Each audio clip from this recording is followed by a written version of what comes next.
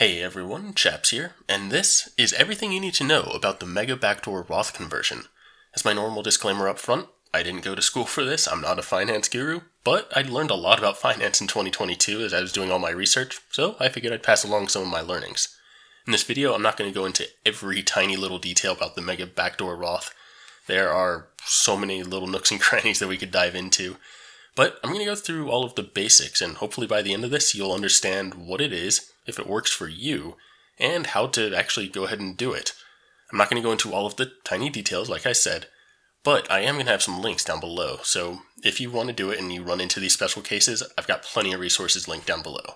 So let's go ahead and hop into this. I see two major use cases for this. The first, and the less common one, is that you really want more money in your Roth IRA, even if you haven't filled up your 401k limit yet. The second case, and by far the most common one, is that you filled up your normal 401k contribution limits, but you still want to get some additional tax-advantaged investments. For that first case, some people might be thinking, wait, if I haven't maxed out my 401k, why am I going through all this trouble with the Mega Backdoor when I could just increase my Roth 401k contributions? And yeah, that's what many people do. But some people might want to have the money in their IRA. For one, some people like the flexibility that an IRA has, and other people just don't like the contribution options that they have in their 401k plan. So if you do fall into this category where you haven't maxed out your 401k, but you still want to do this Mega Backdoor, just follow along with the rest of the video, but skip all the parts where I talk about maxing out your 401k before you move to the next step. So back to the second case. It doesn't matter if you do Roth, pre-tax, or a combination of the two. There's a limit of $22,500 that you can contribute to the 401k in 2023. This limit can change year to year, so just keep an eye out. Now, if you're in the situation where you max this out and you still have money left to invest, then this Mega Backdoor is for you. It doesn't matter if you prefer Roth or pre-tax, you've hit the limit. So your options now are either A, you take the money and invest it as you would with a standard brokerage account, or B, you use the Mega Backdoor and let it grow tax-free. So now we know who wants to do it, but who can do it? Well, obviously you need enough income to fund the accounts. You're also going to need to have a 401k plan that has an after-tax option. This is a third option in addition to the pre-tax and Roth sections. This money is taxed now, and any gains are taxed when you take it out. It's basically treated exactly like an individual investment account from your standard brokerage account, except it has access to your 401k plan's allocation options. The next step is that you need to ensure that your plan allows for you to move money from your after-tax bucket in one of two ways. Either A, the plan allows for in-plan rollovers from after-tax to Roth 401k, or B, the plan allows for in-service withdrawals to a Roth IRA. If it's available, option A can be much more beneficial, and I'll explain that a little bit more later. But now that we know who wants to do the Mega Backdoor and who can do the Mega Backdoor, let's talk about how it works. Typically, if you're in the situation to do this, a pre-tax 401k is going to be your best option, so I'm just going to use that for this example going forward. You start by electing to have a portion of your 401k go into this after-tax bucket. Using 100k as a salary as a baseline to make percentages easier, I'd set it up like this. Roth, 0%, pre-tax, 22%, or whatever percentage will get you the max allowable, like in 2023 the limit's going to be $22,500. Again, you can use Roth instead of pre-tax, or a combination. I just think that most people doing this are going to be in the situation where they prefer pre-tax here. And then for this last category, maybe I'm going to select 10%, or however much you want to contribute to this Mega Backdoor. I'll note here that there actually is a limit on the after-tax portion, it's just not quite as explicit. We have the $22,500 limit on the pre-tax plus Roth 401k contributions. Those are just the employee contributions. In 2023, there's actually a limit of $66,000 for total 401k contributions. This includes the pre-tax and Roth that we discussed earlier, this after-tax bucket, and the company match. Okay, so you set your allocations, a paycheck comes in, and money gets deposited into these various accounts. You get a bucket here for pre-tax, and you get a bucket here for after-tax. This is where the conversion comes in. You can take that after-tax bucket and roll it over into a Roth 401k. It's a rollover, not a contribution, so it's not counting against that $22,500 limit. Alternatively, you could roll it into a Roth IRA.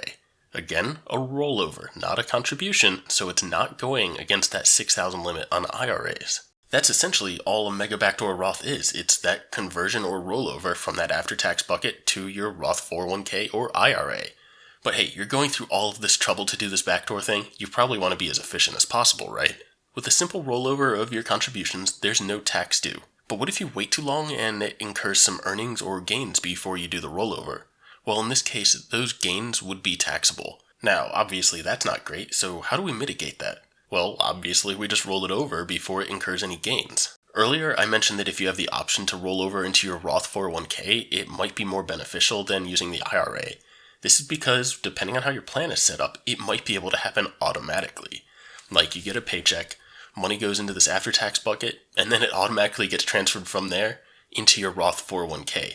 Happens every time, there's no gains that occur, and it's very hands-off on your part. It's kind of mind-blowing this is even an option. Like, it's an automated system to bypass the Roth 401k contribution limit. It's kind of nuts. And it's offered on some plans, not all plans. It really depends on how your employer has it set up. Like, I know Fidelity, for example, offers this, but not all Fidelity plans. It really depends on what your company is. So, what if you're in that situation where you're at a company whose plan doesn't allow this? Well, unfortunately, you're going to have to call Fidelity in order to get it moved over. They claim that you can do some of it online yourself, but I haven't had any luck with that. So some people stay on top of things, like they're going to call Fidelity every other week or however often they get their paycheck, because they want to get that moved over ASAP before any capital gains are incurred on that. This is going to help minimize gains and minimize the taxes that you're paying. But that's kind of annoying, like who wants to call Fidelity 26 times a year or however often you get paid?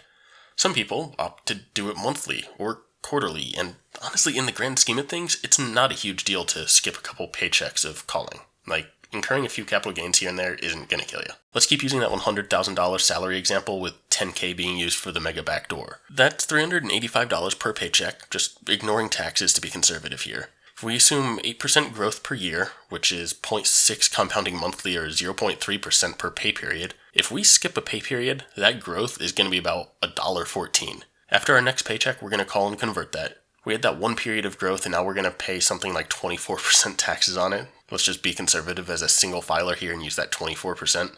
And oh no, that $1.14 is now costing us 27 whole cents. We repeat this for the rest of the year, just doing a once a month or skipping every other paycheck. And that's 356 cents for the year. Yeah, 356. Yeah, that used a lot of assumptions, but basically the point I'm trying to get at is that's a small number. I'm not too worried. So now that we understand the basics of the Mega Backdoor Roth, there's 3 last things that I wanted to remind you to keep an eye out for. Number 1 is, as always, there's tax forms. 1099-R and 5498 to be precise. Nothing crazy here, just make sure you report stuff properly. I'll have some links down below that can walk you through it.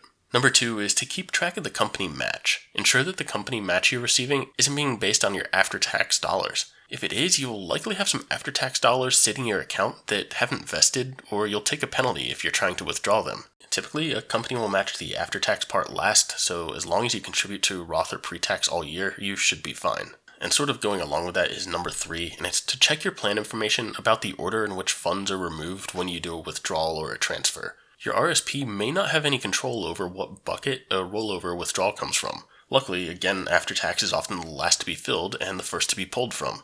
You just really want to make sure that you're pulling money from this after-tax portion and not taking from Roth or pre-tax. Yeah, you may end up needing to take a little bit from pre-tax if you don't have it happen automatically, but it should be pretty minor. Now, I can't make this video without talking about the legality of things.